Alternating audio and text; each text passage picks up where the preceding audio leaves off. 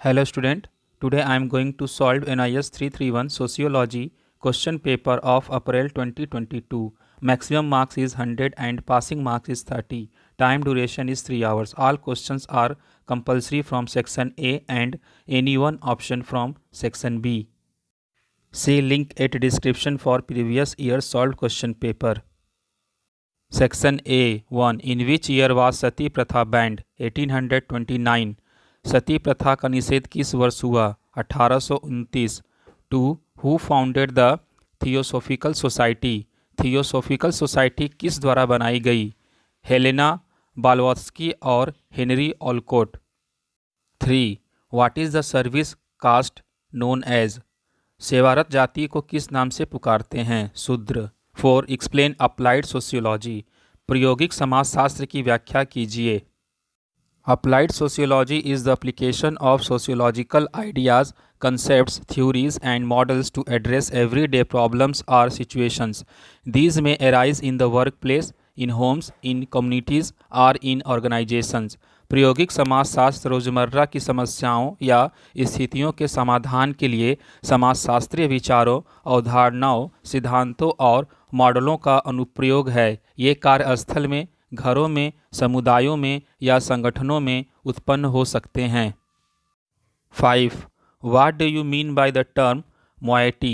अर्धांश पद से आप क्या समझते हैं? Moiety. Moiety is a large social group that results from the splitting of a society into two equal or unequal halves on the basis of descent. Each half thus formed is called a moiety. अर्धांश. अर्धांश एक विशेष सामाजिक समूह है जो समूह को दो बराबर या गैर बराबर आधे हिस्सों में बांटता है और बांटने का यह आधार वंश क्रम होता है. प्रत्येक आधा हिस्सा अर्धांश कहलाता है. 6. What is truancy? भगोड़ापन क्या है? The term truant is used for those children who leave the school without any information. This is such a behavior of a child which keeps him absent from school without any permission of school authorities and parents. Some truant children engage themselves in antisocial activity like vagrancy, delinquency and gambling etc. भगोड़ापन शब्द उन बच्चों के बारे में व्यवहार होता है जो बिना किसी सूचना के स्कूल से अनुपस्थित रहते हैं. यह एक ऐसा आचरण है जिसमें बगैर स्कूल तथा माता पिता की आज्ञा के विद्यार्थी स्कूल से गैर हाजिर रहता है. स्कूल से गैर हाजिर रहने वाले बच्चे स्वयं को असामाजिक कार्यों में संलग्न कर लेते हैं, जैसे आवारगी, कामचोरी तथा जुआ खेलना इत्यादि. 7. What is the push factor of migration? विस्थापन में धकेलने वाली स्थिति क्या है? Push factor means that lack of employment in the villages pushes the villagers to the towns in search of jobs. Pull factor means the relatives in the town invite their close people and try to give them jobs. Besides, the entertainment aspects of urban life attract or pulls the people to the town. धकेलने वाली स्थिति का मतलब यह होता है कि गाँव में रोजगार न होने से बेरोजगारी की अवस्था ग्रामवासियों को नौकरियों की तलाश में शहर की ओर धकेल देती है. खींचने की स्थिति का आशय यह है कि ग्रामवासियों को उनके शहरों में बसे हुए निकट के संबंधी लोग उन्हें काम दिलाने के लिए शहरों में आमंत्रित करते हैं एवं बुला लेते हैं, अथवा यूँ कहें कि खींच लेते हैं. फिर इसके अलावा नगरीय जीवन का मनोरंजक और आकर्षक पहलू भी लोगों को शहरों की ओर खींच लेता है. 8. What do you understand by population explosion? जनसंख्या विस्फोट से आप क्या समझते हैं? Populating explosion is a rapid growth of population. It reveals increase in population at an alarming rate. The growth rate of population is basically difference between birth rate and death rate.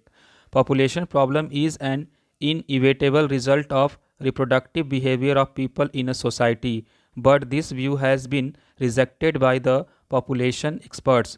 They hold that population explosion is transitory phenomena. It occurs due to rapid fall in death rate without a corresponding fall in birth rate. जनसंख्या का विस्फोट यानी जनसंख्या में तेजी से विस्तार. इससे अर्थ यह निकलता है कि जनसंख्या की वृद्धि चौंकाने वाली गति से हो रही है. यह खतरे की एक घंटी है। इसमें जनसंख्या का मृत्यु दर और जन्म दर में बड़ा अंतर होता है, लेकिन जनसंख्या के विशेषज्ञ इस बात को स्वीकार नहीं करते। उनका कहना है कि आज जो जनसंख्या का विस्तार है वह एक संक्रमण काल का विस्तार है। यह विस्फोट मृत्यु दर में एकाएक कमी है और जन्म दर में उसकी अनुपात में वृद्धि है। भारत में आर्थिक विकास का भविष्य इस बात पर निर्भर है कि हम जनसंख्या वृद्धि पर कितना नियंत्रण रखते हैं। 9. What is secularism? धर्मनिरपेक्षवाद क्या है? Secularism implies equality of all religions and religious tolerance. In the state context, it means that India does not have an official state religion. The government must not favor or discriminate against any religion. It must treat all religion with equal respect. धर्मनिरपेक्षता का अर्थ है सभी धर्मों की समानता और धार्मिक सहिष्णुता। राज्य के संदर्भ में इसका अर्थ है कि भारत का कोई आधिकारिक राज्य धर्म नहीं है। सरकार को किसी भी धर्म का पक्ष या भेदभाव नहीं करना चाहिए। इससे सभी धर्मों के साथ समान सम्मान का व्यवहार करना चाहिए। 10. डिफाइन इथनोसेंट्रिज्म। इथनोसेंट्रिज्म की परिभाषा दीजिए। Regarding man's belief of himself as conqueror of nature and as the most important central being in the universe, anthropocentric people believe that nature is in existence solely for them to use rather than nature being in existence for its own sake. मनुष्य स्वयं को प्रकृति की विजेता के रूप में और ब्रह्मांड में सबसे महत्वपूर्ण केंद्रीय प्राणी के रूप में देखता है। मानव केंद्रित लोगों का मानना है कि प्रकृति का अस्तित्व केवल उनके उपयोग के लिए है, न कि प्रकृति अपने स्वयं के लिए अस्तित्व में है। 11. Define society. समाज की परिभाषा दीजिए। Society is a system of uses and procedures of authority and mutual aid of many grouping and divisions of controlling of human behavior and of liberties. This ever-changing complex system we call society. It is the web of social relationship and it is always changing. समाज अनेक समूहों तथा प्रतिभागों, मानवीय व्यवहारों तथा उन्मुक्ताओं के नियंत्रण की, प्रतियुक्तियों एवं अधिकारों की प्रवृत्ति और पारस्परिक सहायता की एक पद्धति है। इस निरंतर परिवर्तनशील जटिल पद्धति को ही हम समाज कहते हैं। यह सामाजिक संबंधों का जाल है और यह निरंतर गतिशील और परिवर्तनशील है। 12. Differentiate between structured and unstructured observation. सुनियोजित तथा अनियोजित प्रेक्षण के मध्य विभेद कीजिए। Structured observation is characterized by a careful definition of the units to be observed, information to be recorded, the selection of pertinent data for observation and standardization of condition of observations. The unstructured observation is diametrically opposed to the structured observation in its ideal typical formulation. Structured observation in so far as it is used mainly in studies starting with relatively specific formulation, for normally allows for much less freedom of choice with respect to the content of observation than is allowed in unstructured observation. सुनियोजित प्रेक्षण की विशेषता यह है कि इसके अंतर्गत चुनी हुई इकाइयों की पहले सरल परिभाषा बनाई जाती है। यह तय किया जाता है कि किस किस प्रकार की जानकारी प्राप्त करनी है, प्रेक्षण दशाओं के मानक निर्धारित किए जाते हैं एवं उपयुक्त आंकड़ों एवं प्रेक्षणों का चुनाव किया जाता है। जिस प्रेक्षण को कोई सुनियोजित परिभाषा और परिधि नहीं होती है, उस दशा में स्थिति सर्वथा भिन्न होती है। सुनियोजित प्रेक्षण में वस्तु स्थिति लगभग तय होती है और प्रेक्षक के इधर उधर भटकने का अवसर नहीं के बराबर होता है।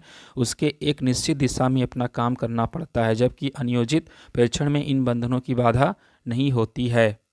13. What are the 4 characteristics of science? विज्ञान के 4 अभिलक्षण क्या हैं? Characteristics of science. A. It is theoretical. It attempts to summarize complex observations in abstract logically related propositions which support to explain causal relationships in the subject matter. Its main aim is to interpret and to interrelate sociological data in order to explain the nature of social phenomena and to produce hypotheses whose final validity can be checked by further empirical research. B. It is empirical. It is based on observation and reasoning, not on supernatural speculating revelations, and its results are not speculative. In the earlier stages of their creative work, all scientists speculate, of course, but ideally at least they submit their speculation to the test of fact before announcing them as scientific discoveries. All aspects of sociological knowledge are subject to evaluation made about social behavior or can be put to test for empirical evidence. C. It is cumulative. Sociological theories are built upon one another, extending and refining the older ones and producing the new ones. As such, theoretical integration becomes a goal in the construction of sociological formulations. Thus, sociology is cumulative. D. It is non ethical. Sociologists do not ask whether particular social actions are good or bad, they seek merely to explain them. It addresses issues. Study of human relations is the prime consideration in sociology. In the context, Maurice Ginsburg observes that ethical problems should be dealt with neutrality, objectivity, and rationality. Based on a thorough knowledge of a situation alone can ensure scientific status to the discipline of sociology. समाजशास्त्र में विज्ञान के अभिलक्षण हैं। क यह सिद्धांत आधारित है। यह कोशिश करता है कि संश्लिष्ट प्रक्षणों को सार रूप देकर ऐसे तर्कसम्मत साध्यों के रूप में प्रस्तुत किया जाए जो विषय वस्तु में कार्य कारण संबंधों की व्याख्या करने में समर्थ हो। इसका मुख्य लक्ष्य सामाजिक प्रक्रमों की प्रकृति समझाने के लिए समाज वैज्ञानिक आंकड़ों में संबंध स्थापित करना और उनकी व्याख्या करना तथा ऐसी परिकल्पना प्रस्तुत करना है जिनकी अंतिम वैधता को आगे किए गए अनुभव जन्म शोध के आधार पर जांचा जा सके। ख यह अनुभव परक है। वह प्रक्षेपण और तर्कों पर आधारित है, अनुमानजन्य रहस्य उद्घाटन पर नहीं। इसके परिणाम अनुमान मात्र नहीं है। सच है कि अपने सृजनात्मक कार्य के प्रारंभ में सभी वैज्ञानिक अनुमानों का सहारा लेते हैं, पर कम से कम आदर्श स्थिति तो यह है कि उनके वैज्ञानिक प्रस्तुति से पहले वे उन अनुमानों की तथ्यात्मक जांच कर लेते हैं। समाज वैज्ञानिक ज्ञान के सही पक्ष सामाजिक व्यवहार के मूल्यांकन के विषय हैं या अनुभवजन्य परीक्षणों की कसौटी पर कसे जा सकते हैं। घ यह संचयी है। समाज वैज्ञानिक सिद्धांत एक दूसरे से निर्मित हैं। सिद्धांत पुराने सिद्धांतों के विकास और परिष्कार से निर्मित होते हैं। इस प्रकार सैद्धांतिक एकीकरण समाजशास्त्रीय सूत्रों के निर्माण का लक्ष्य कर जाता है। अतः समाज विज्ञान संचयी है। ख यह आचार नियंता शास्त्र नहीं है। समाजशास्त्री यह नहीं पूछते कि कोई विशिष्ट सामाजिक आचरण सही है या गलत। वे विज्ञान की व्याख्या करने का प्रयास करते हैं। वे मुद्दों से रूबरू होते हैं। मानवीय संबंध का अध्ययन समाजशास्त्र का प्राथमिक मुद्दा है। 14. Explain power and authority. शक्ति तथा प्राधिकार की व्याख्या कीजिए। Power is different from authority. What distinguishes these two is legitimacy, that is, whether the exercise of power is legitimate or warranted under the existing and acceptable set of rules in society or not. The meaning of legitimacy is rightfulness, whether the individual has been given the right to exercise power. Force is exercised by both the robber and the policeman, but the force that the latter exercises is legitimate and not the one which the former exercise. The state has been defined as an institution that has the power to exercise legitimate violence over the territory. When the exercise of power is legitimate, it is termed authority. The concept of power itself does not tell us whether it is legitimate or not, because here the emphasis is on the exercise of force and its compliance. In the concept of authority, the emphasis is on legitimacy. So, legitimate power may be defined as authority. शक्ति प्राधिकार से भिन्न है। इन दोनों का अंतर वैधता का है। वैधता का मतलब हुआ वह शक्ति जिसे समाज स्वीकृति देता है। समाजशास्त्रियों द्वारा वैधता का अर्थ न्याय संबद्धता से है। क्या समाज के सदस्य को यह अधिकार है कि वह अमुक स्थिति में अपनी शक्ति का प्रयोग कर सकता है या नहीं। शक्ति का प्रयोग लुटेरा और पुलिस दोनों ही करते हैं, लेकिन ताकत का प्रयोग वही करता है जो वैध होता है। राज्य की परिभाषा इस तरह की जाती है कि वह जिस शक्ति का प्रयोग करता है वह वैध है। इस भांति राज्य अपने क्षेत्र में जिस वैध शक्ति का प्रयोग करता है उसे प्राधिकार कहते हैं। ऐसी स्थिति में शक्ति का मतलब प्राधिकार से नहीं होता। वास्तव में प्राधिकार वह है जो वैध शक्ति को काम में लेता है। कहना यह चाहिए कि वैध प्राधिकार में जोर वैधता पर होता है। इसे परिभाषित करने में कहना चाहिए कि जो वैध शक्ति है वह प्राधिकार है। 15. What is social deviance. सामाजिक विपथन क्या है। We all live in society. Without society, we cannot live because we are dependent on it from our birth to death. Every society has its norms and values. For living in a society, we obey certain norms and values. Norms and values are expectations of society from us. They have social sanctions, and every member of society is expected to obey them. But the behavior of some members of the society does not conform to social expectations. As a result, social deviance take place. Crime, truancy, vagrancy, delinquency, alcoholism, and drug addiction are examples of social deviance. Social deviance is such behavior which is not in conformity with norms, values, and expectations of the society. These behaviors do not have social sanctions. They are labeled as antisocial. हम सभी समाज में रहते हैं। समाज के बिना हम नहीं रह सकते, क्योंकि जीवन से लेकर मृत्यु तक हम इस पर निर्भर रहते हैं। सभी समाज के अपने प्रतिमान एवं मूल्य होते हैं। समाज में रहने के लिए हम कुछ प्रतिमानों तथा मूल्यों का पालन करते हैं। समाज हमसे मूल्यों तथा प्रतिमानों की अपेक्षा करता है। यह एक सामाजिक स्वीकृति होती है तथा समाज के प्रत्येक सदस्य से यह अपेक्षा की जाती है कि वे इसका पालन करें। परंतु समाज के कुछ सदस्यों का व्यवहार सामाजिक अपेक्षाओं के अनुकूल नहीं होता है।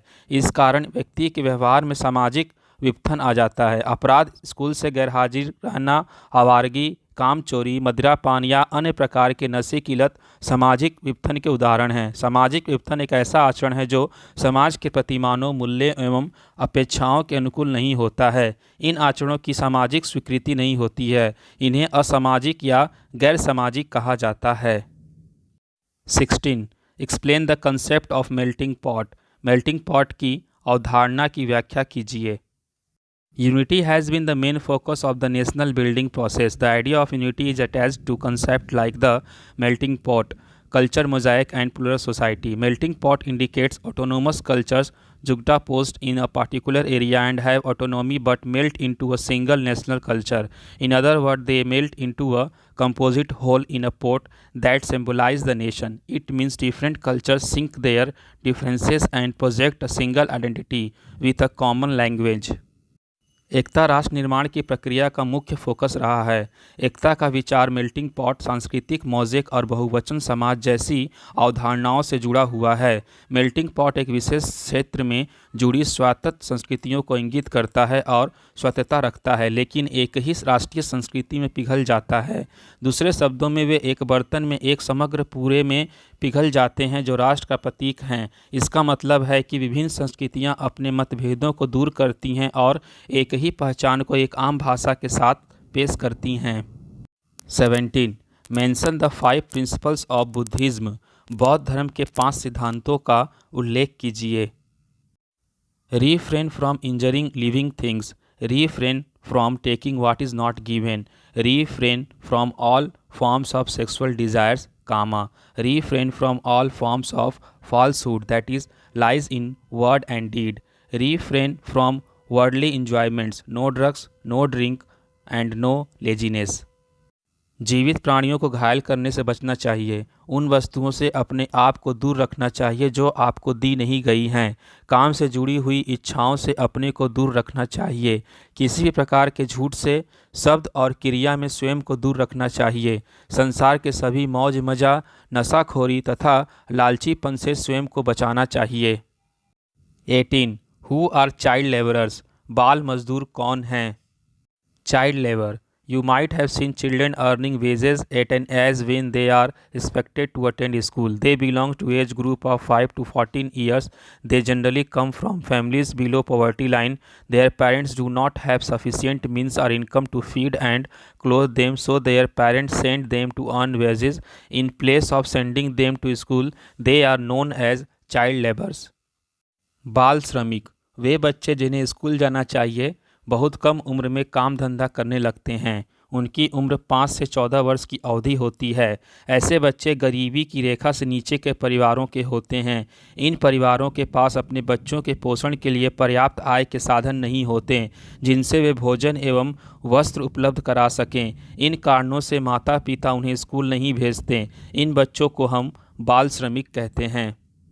सी link at description for previous years solve question paper. 19. Define regionalism, क्षेत्रवाद की परिभाषा दीजिए। Regionalism is a feeling of pride and loyalty that people belonging to a region have. It is sometimes associated with a feeling of superiority of belonging to one region as compared to those belonging to other regions. Region is an area the inhabitants of which have a sense of unity on the basis of language, culture, and economic interest. Regionalism is regional loyalty in place of national loyalty. Regionalism gives a negative feeling among the people of a region towards the people of other regions. Regionalism encourages the demand of regional autonomy. It also leads to the demand for the creation of new state. It favors the son of soil theory. क्षेत्रवाद से हमारा अभिप्राय है अपने क्षेत्र के प्रति गर्व एवं वफादारी की भावना को रखना क्षेत्रवाद है। कभी कभी जब यह भावना आ जाती है कि हमारा क्षेत्र दूसरों से श्रेष्ठ है तो यह क्षेत्रवाद है। क्षेत्रवाद एक अमुक भूभाग है जहाँ के निवासियों में भाषा, संस्कृति और आर्थिक हितों की एकता की भावना होती है।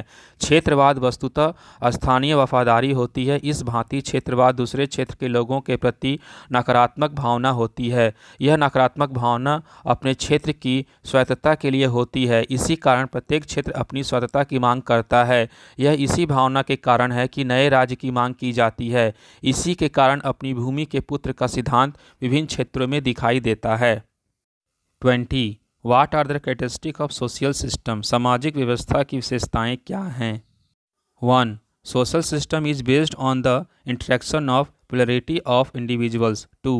The interaction must carry a meaning. 3. Social system is a unity where various parts like institutions, customs, traditions, procedures, and laws are arranged in an integrated manner. 4. There exists a functional relationship between parts of the social system. To understand this functional relationship, we can take example of a bicycle which is made up of a handle, two wheels, free wheel and chain etc. But to move the cycle, wheels must be related to the free wheel and chain etc. It means parts are interdependent and interactive. 5. Social system is related with cultural system. Culture determines the nature of interrelation and interaction. 6. Social system has an environment aspects. It is related to a particular age, a definite territory and a particular society. Environment has an impact over whole activities of the life. 1. सामाजिक व्यवस्था व्यक्तियों की अनेकता की अंतरक्रियाओं पर आश्रित रहती है। 2. इस परस्पर अंतरक्रिया का अर्थ होना चाहिए। 3. सामाजिक व्यवस्था एकता है जहाँ विभिन्न भाग जैसे संस्थान, रिवाज, परंपरा, प्रक्रिया और कानून एकीकृत तरीके से व्यवस्थित किए जाते हैं।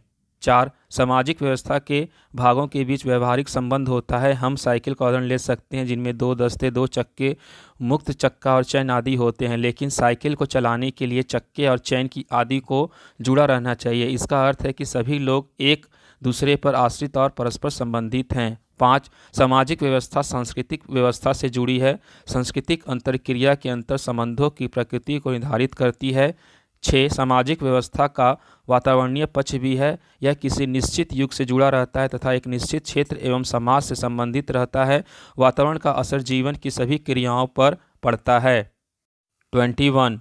Define role. What are the characteristics of role? सामाजिक भूमिका की परिभाषा दीजिए। भूमिका की क्या विशेषताएं हैं? Role. A role is a comprehensive pattern of behavior that is socially recognized, providing a mean of identifying and placing an individual in a society.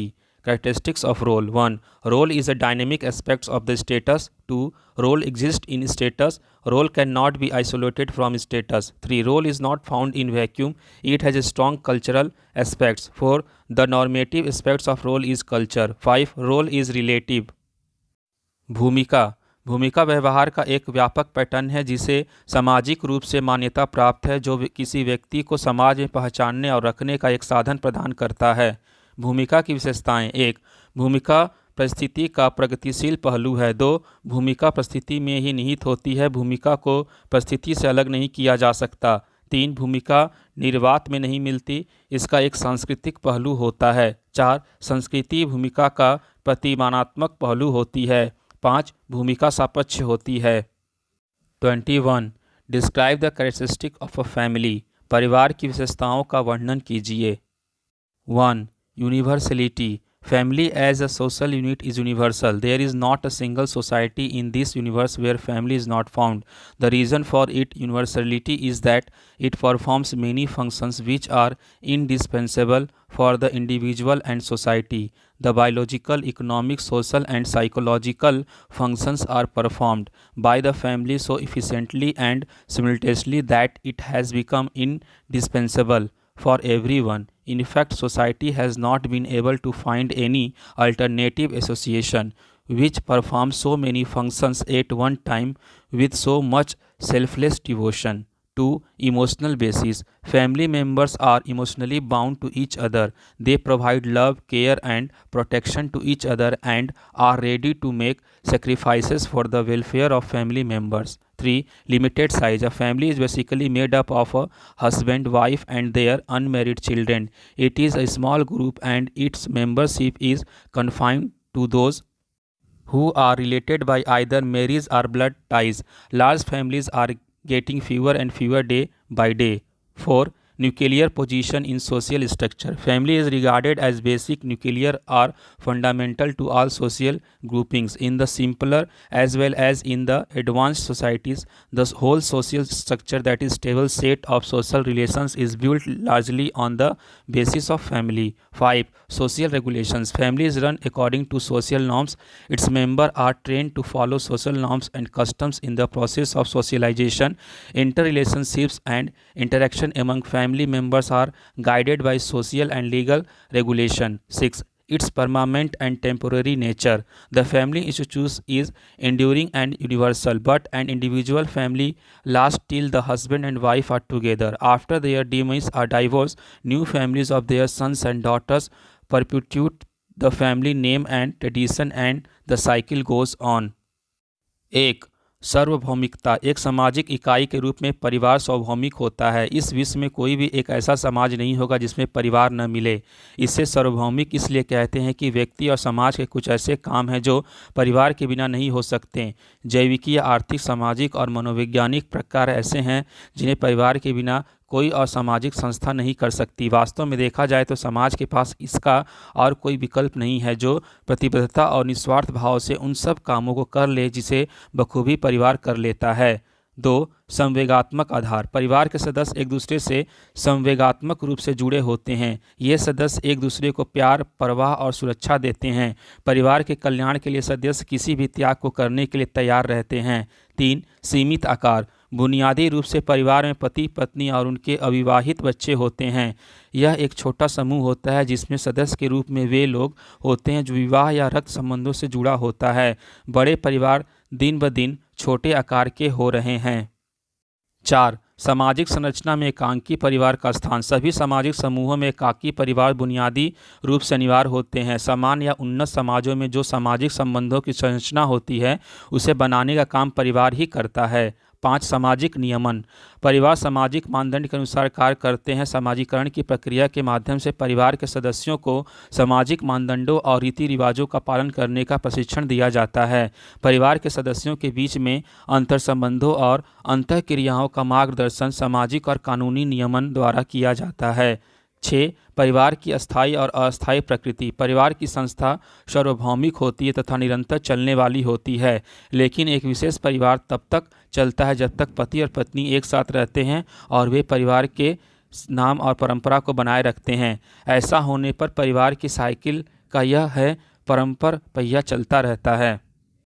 23. Explain the meaning and concept of socialization and its different agents. समाजीकरण की अवधारणा तथा इसके अर्थ तथा इसके विभिन्न कारकों की व्याख्या कीजिए.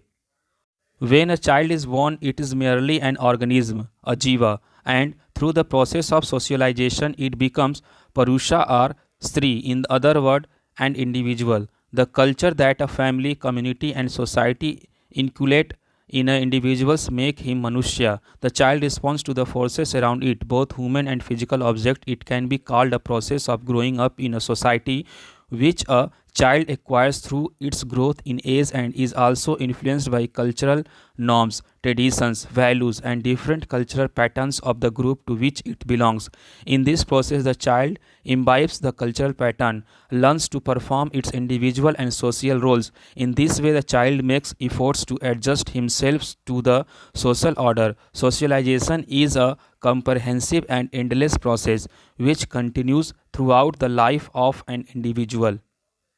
Agent of socialization 1. Family. A child born dependent and helpless. He has to depend his family for mental and physical needs. 2. Neighborhood. The locality and village constitute the neighborhood in which a child grows up. He is socialized in the physical and social environment of the neighborhood. 3. School institute. School and educational institutions are important agents of socialization. They provide learning situations and environment to the child which impart discipline and inculcate certain qualities which enable him to develop his personality. 4. Society. We live in society. All our actions and behavior are governed by different rules and regulations. 5. Reward and punishment. The process of socialization also involves reward and punishment for the better performance and reinforcement of competitive sense in the child. जब एक बच्चा पैदा होता है तो वह केवल एक शारीरिक रचना एक जीव होता है और समाजीकरण की प्रक्रिया के माध्यम से वह एक पुरुष और स्त्री और दूसरे शब्दों में एक व्यक्ति बनता है। एक परिवार, समुदाय और समाज की सांस्कृतिक व्यक्ति में संस्कार डालती है और उसे मनुष्य बनाती है। बालक अपने आसपास के मानवीय और भौतिक दोनों शक्तियों के संपर्क में आता है।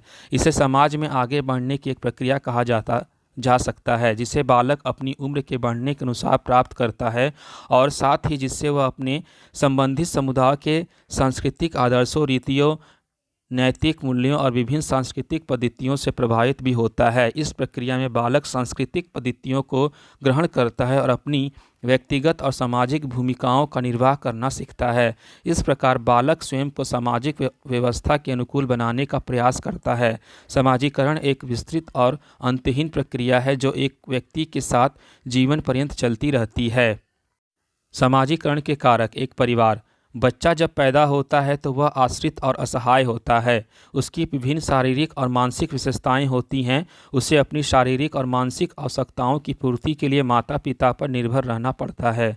2. आस पड़ोस। वह स्थान तथा गांव जहां बच्चा बड़ा होता है उससे उसका आस पड़ोस बनता है। आस पड़ोस के भौतिक तथा सामाजिक वातावरण में उसका समाजीकरण होता है। 3. विद्यालय संस्थाएं। स्कूल और शैक्षिक संस्थाएं समाजीकरण का महत्वपूर्ण माध्यम हैं। ये बालक को सीखने की परिस्थितियों और वातावरण प्रदान करते हैं जो उनमें अनुशासन लाते हैं और कुछ निश्चित गुणों को उसके मन में जमा देते हैं जिससे वह अपने व्यक्तित्व का विकास कर सकता है। 4. समाज। हम समाज में रहते हैं। हमारे सभी क्रियाकलाप और व्यवहार विभिन्न नियमों और विनियमों से बंधे होते हैं। कोई व्यक्ति समाज और जीवन की सामाजिक पद्धतियों की अवहेलना करके स्वेच्छाचारी आचरण नहीं कर सकता। 5. पुरस्कार और दंड। समाजीकरण की प्रक्रिया में बच्चे में बेहतर कार्य कुशलता तथा स्पर्धा के भाव को बल प्रदान करने के लिए पुरस्कार और दंड का भी प्रावधान होता है। 24. Explain the problems of scheduled tribes. अनुसूचित जनजातियों की समस्याओं की व्याख्या कीजिए। There are several tribal problems which are as follows. A. Land alienation caused due to the introduction of monetary economy. For every consumption need, the tribals needed money but did not have any source of earning. They mortgaged land or sold it off land. Besides, outsiders exploited them and grabbed away their land. Further, industrialization also resulted into acquisition of land by the state. Various state governments have passed several acts to abolish transfer or sale of tribal land to non-tribals. B. Indebtedness cropped in due to lack of adequate source of income. Private moneylenders are readily available in tribal areas. They provided personal loan on heavy rate of interest. The consumption pattern of the tribal include regular consumption of liquor, bride price during marriage, and fine for any deviant behavior. All these require money, hence they go in the money lender. In this manner, they are heavily in debt.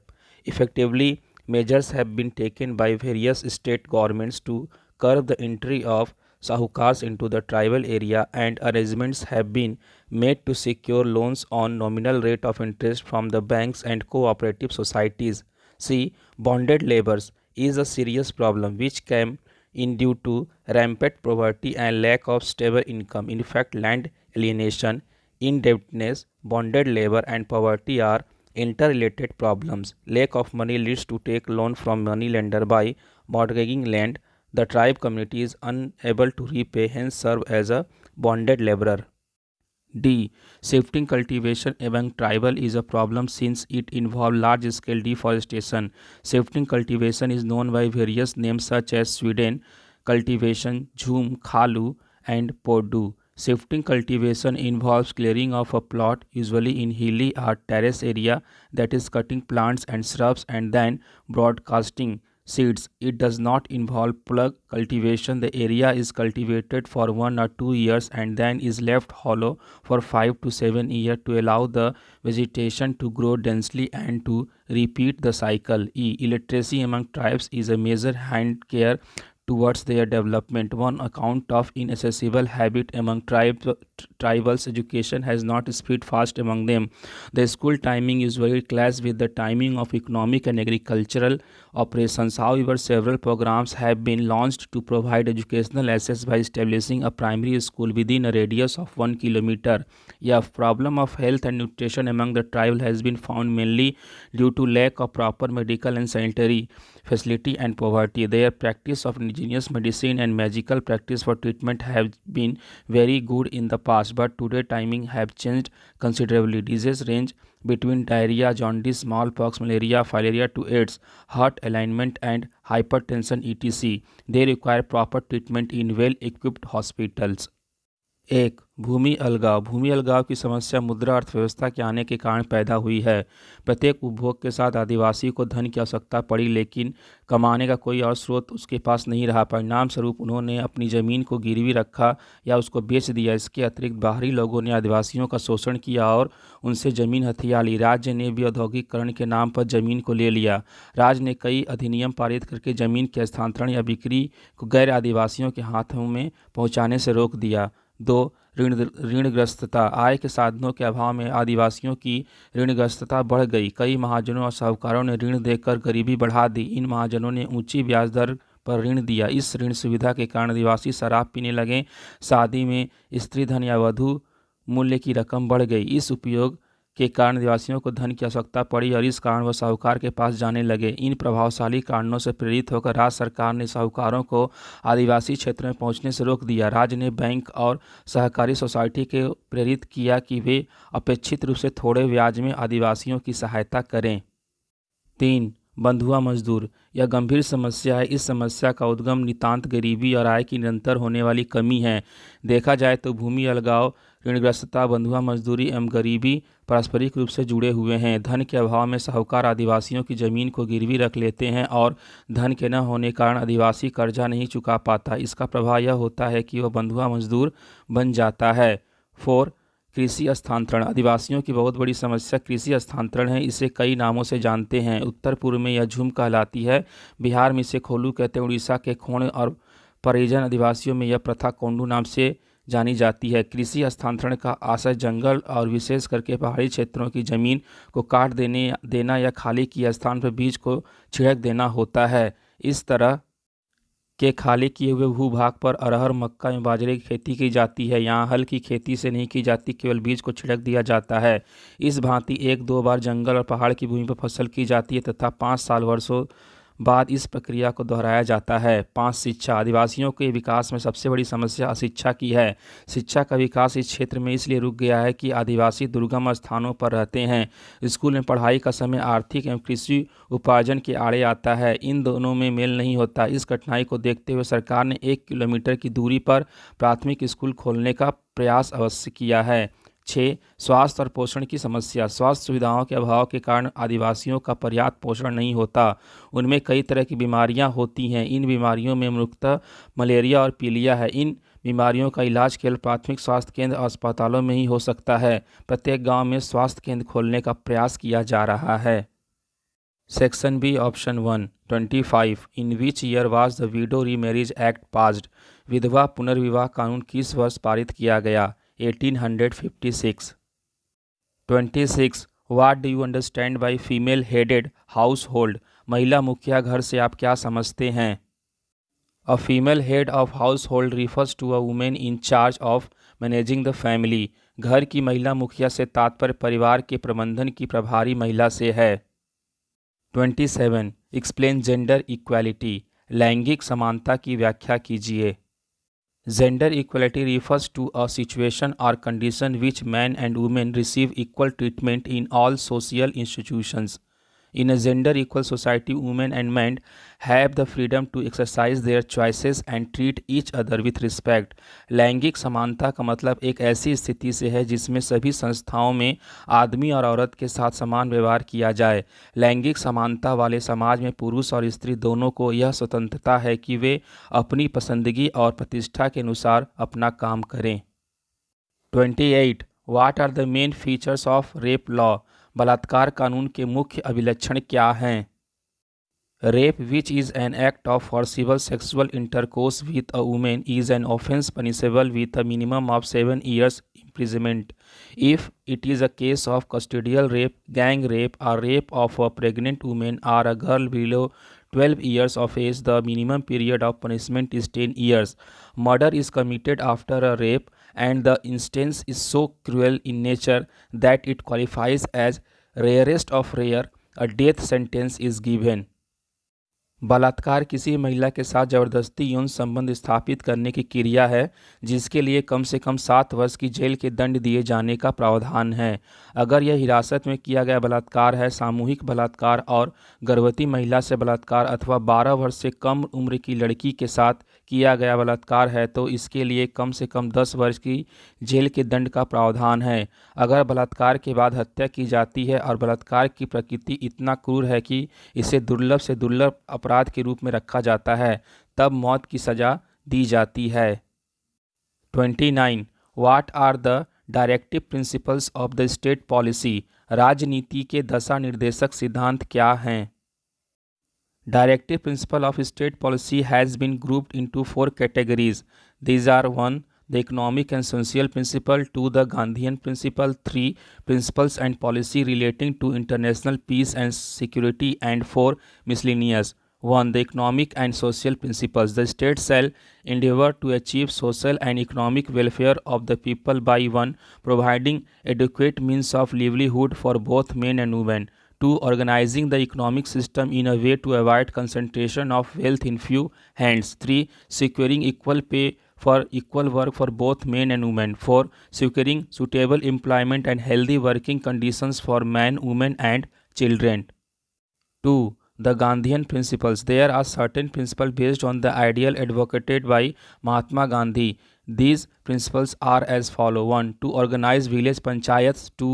To promote cottage industry in rural areas. 3. To prohibit intoxicating drinks and drugs that are injurious to health. 4. To preserve and improve the breeds of the cattle and prohibit slaughters of cows, calf and other milch and draught animals. 3. Directive principles of the state policy relating to international peace and security. India should render active cooperation for world peace and security, and for that the state shall endeavor to 1. Promote international peace and security, 2. Maintain just and honorable relations between nations, 3. Foster respect for international law and treaty obligations, 4. Encourage settlements of international disputes by mutual agreement. 4. Miscellaneous. The directive principle in the category call upon the state: 1. To secure for all Indians a uniform civil code. 2. To protect historical monuments. 3. To save environment from pollution and protect wildlife. 4. To make arrangements for distribution of free legal justice through suitable legislation. आर्थिक और सामाजिक सिद्धांत. लोगों के सामाजिक और आर्थिक कल्याण के लिए राष्ट्र निम्नलिखित प्रयास करेगा: 1. स्त्री और पुरुष दोनों के लिए आजीविका का पर्याप्त साधन जुटाना. 2. कुछ हाथों में संपत्ति का संकेंद्रण रोकने के लिए आर्थिक व्यवस्था का पुनर्गठन. 3. समान कार्य के लिए स्त्री और पुरुष दोनों को समान पारिश्रमिक मिले. 4. स्त्री, पुरुष और बच्चों के लिए योग्य रोजगार एवं कार्य का स्वच्छ वातावरण तैयार करना. 2. गांधीवादी सिद्धांत. कुछ सिद्धांत ऐसे हैं जो महात्मा गांधी के आदर्शों के आधार पर बनाए गए हैं. यह निम्नलिखित है: 1. गांव में पंचायतों का गठन करना. 2. गांव में कुटीर उद्योगों को बढ़ावा देना. 3 नशीले पदार्थों और शराब आदि पर प्रतिबंध लगाना जो कि स्वास्थ्य के लिए हानिकारक हैं। 4 गाय भैंस आदि दुधारू पशुओं की नस्लों को सुधारना तथा उनके वध पर प्रतिबंध लगाना। 3 विविध नीति निर्देशक सिद्धांत विश्व शांति एवं सुरक्षा की दिशा में सहयोग का वातावरण तैयार करने के लिए भारत निम्नलिखित उपाय करेगा। 1 अंतर्राष्ट्रीय शांति एवं सुरक्षा को बढ़ावा। 2 राष्ट्रों के बीच न्यायोचित एवं सम्मानजनक संबंध स्थापित करना। 3 अंतर्राष्ट्रीय कानून एवं संधि से उत्पन्न दायित्वों का सम्मान करना। 4 अंतर्राष्ट्रीय विवादों का पारस्परिक समझौते के द्वारा हल ढूंढना। 4 विविध नीति निर्देशक सिद्धांत इस वर्ग के सिद्धांत राज्य को निर्देश देते हैं कि 1 सभी भारतीयों के लिए समान आचार संहिता बनाई जाए। 2 ऐतिहासिक इमारतों का संरक्षण किया जाए। 3 पर्यावरण को प्रदूषण रहित बनाना एवं वन्य जीव का संरक्षण किया जाए। 4 उपयुक्त विधायन के द्वारा निःशुल्क कानूनी सहायता की व्यवस्था की जाए। ऑप्शन 2 25 वेयर इज हवा महल सिचुएटेड हवा महल कहाँ स्थित है? Jaipur. 26 what do you understand by the term heritage विरासत पद से आप क्या समझते हैं? Heritage is the full range of our inherited traditions monuments objects and culture. विरासत हमारी विरासत में मिली परंपराओं, स्मारकों, वस्तुओं और संस्कृति की पूरी श्रृंखला है। 27 what are the 2 broad components of culture norms and values संस्कृति के कौन से 2 व्यापक घटक हैं? आदर्श और मूल्य। 28 वाट इज इथनोसेंट्रिज्म वैचारिक केंद्रिकता क्या है? Human being lives in groups each group has its own way of life that will broadly terms as culture members of a group arrive at the way they conduct themselves through a continuous process of trial and error culminating in beliefs, values, mores and folkways. Thus each culture functions in the context of its own experience and environment. Consequently, an individual look upon his her own culture as better than any other and tries to judge other cultures through the standards of his own culture. This tendency of judging other cultures through one's own scale is broadly termed as ethnocentrism. सभी मानव समूहों में रहते हैं। प्रत्येक समूह की अपनी अलग जीवन शैली होती है जिसे हम संस्कृति कहते हैं। समूह के लोग सततः अपने प्रयत्नों से गलती करके सीखते हुए कुछ विश्वासों, जीवन पद्धतियों तथा लोक रीतियों का विकास करते हैं। अतः प्रत्येक संस्कृति निजी अनुभवों और परिवेश के संदर्भ में कार्य करती है। परिणामतः प्रत्येक व्यक्ति किसी दूसरे की अपेक्षा अपनी संस्कृति को अधिक अच्छी तरह जान और परख सकता है तथा अपनी संस्कृति के मानदंडों के माध्यम से दूसरी संस्कृतियों की जांच करने का प्रयत्न करता है। अपनी संस्कृति के पैमाने से दूसरों की संस्कृतियों को जांचने की इस प्रवृत्ति को मोटे तौर पर वैचारिक केंद्रिकता या इथनोसेंट्रिज्म कहते हैं। 29 mention the positive and negative impact of television television के सकारात्मक तथा नकारात्मक प्रभावों का उल्लेख कीजिए। Positive aspect television programs are most informative and educative if we watch programs like UGC programs, quiz programs and also group discussions. Thus we can say that it is a medium for acquiring information, knowledge and understanding. Nowadays everyone in our country, Hindi has become a household language. Everyone start speaking Hindi besides one's own mother tongue, whether it is Uriya, Bengali or Telugu. This is only because of regular watching of television. We can mix freely with others, exchange our views and ideas with other people of other than our own group. Television is thus the need for studying contacts with family, friends and others. It satisfies our need to know what is going on in and around the world. Television reveals dresses of different communities, food of people from South India to North India, and also the rituals and religious practices of people from different corners of the country. Television is the source of entertainment to people of all categories. It provides company for the lonely, aged, and housewives. It gives topics for conversation to members of the family staying at home. For the working people, it is a tension release mechanism, affording an easy diversion from problems and from routines of life. Today, television focuses on Indian family and marriage system. Indian culture and emphasize a great deal of sharing and tolerance. Its institutions of marriage and family have strengthened this notion. Joint family system nourish these values. Teleserials provide model and value that we can identify with our views as a point of comparison. Thus, we can say television is a need for self-confidence, stability, and reassurance. Negative aspect. In spite of all these, there are few areas where the influence of television is not positive. It is found that the naked exposure to sensuality, the criminal items and unfair bosoms by antisocial elements of society exercise the most adverse impact on children in particular and the youth in general.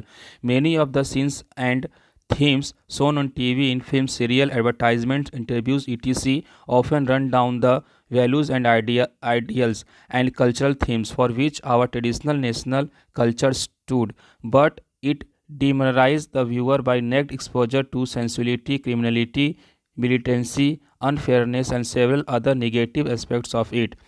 The sheer amount of time spent in watching TV by the children is often too large. Thus, they have negative impact in terms of their study, socialization, and participation in other entertainment activities. सकारात्मक पक्ष। दूरदर्शन के programme बहुत ज़्यादा ज्ञानप्रद एवं शिक्षाप्रद होते हैं, बशर्ते कि हम इसी प्रोग्राम, क्विज प्रोग्राम तथा सामूहिक परिचर्चाएं देखें। इस प्रकार हम कह सकते हैं कि यह एक ऐसा माध्यम है जिससे ज्ञान, सूचना तथा समझ प्राप्त की जा सकती है। आजकल हमारे देश में हिंदी घर घर की भाषा हो चुकी है।